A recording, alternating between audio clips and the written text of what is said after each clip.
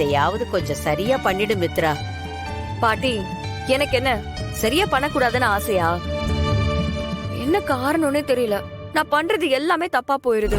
அதுக்கு மனசு ஒன்றி போய் கடவுள்கிட்ட உன்னை ஒப்படைச்சிட்டு பரிகாரத்தை எல்லாம் மனசார பண்ணணும் மித்ரா. நீ இன்னும் விளையாட்டு பிள்ளையாவே இருக்க. அதனாலதான் இப்படி எல்லாம் நடக்குது. பாட்டி, மித்ராவே சரியா பண்ண முடியலன்னு அப்செட்டா இருக்கா. இப்ப நீங்களும் இப்படி இன்னும் கஷ்டப்படுத்துறீங்க. அவ கண்டிப்பா இந்த பரிகாரத்தை சிறப்பா முடிப்பா.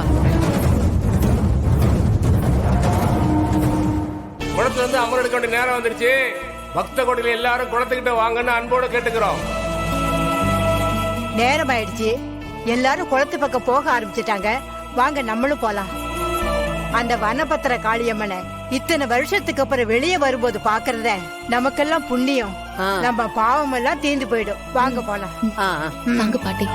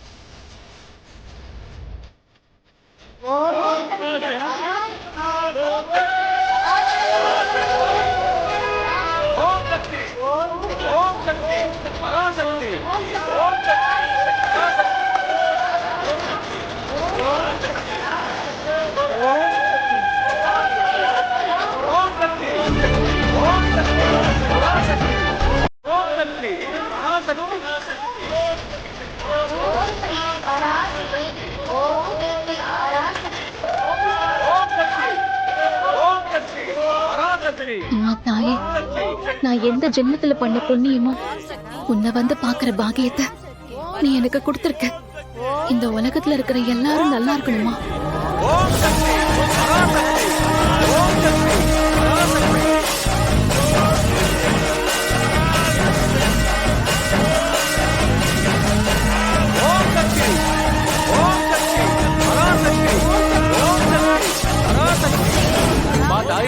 காளி, நீலி, சூலி, வனபத்திர காளி எல்லாரையும் காப்பாத்துமா.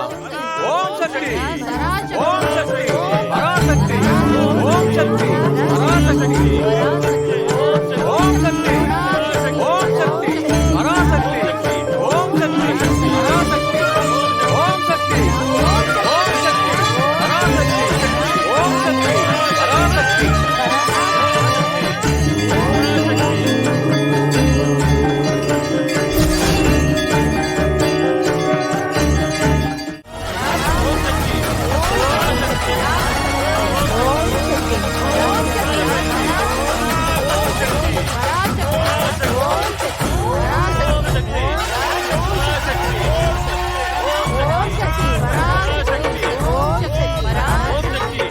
எல்லாரும் கவனிங்கம்மா. இதான் அம்மனுக்கு பண்ற கடைசி பரிகாரம். உங்ககிட்ட இருக்கிற வெள்ளி சூளத்தால கைய கிழிச்சு அந்த ரத்தத்தால நீங்க அம்மனோட பாதத்துல பொட்டு வைங்க.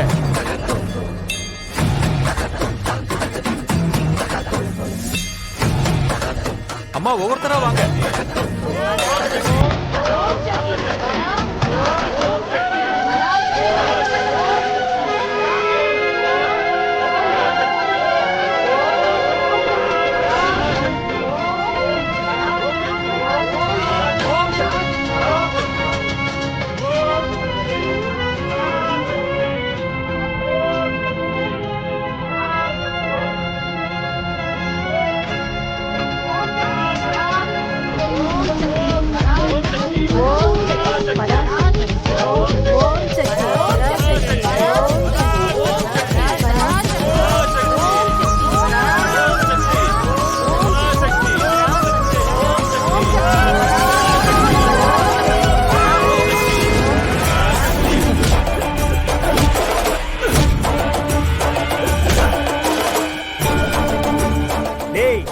நேரம் ஆயிடுச்சு. இதுக்கு மேல இவனை வச்சு விளையாட வேண்டாம்.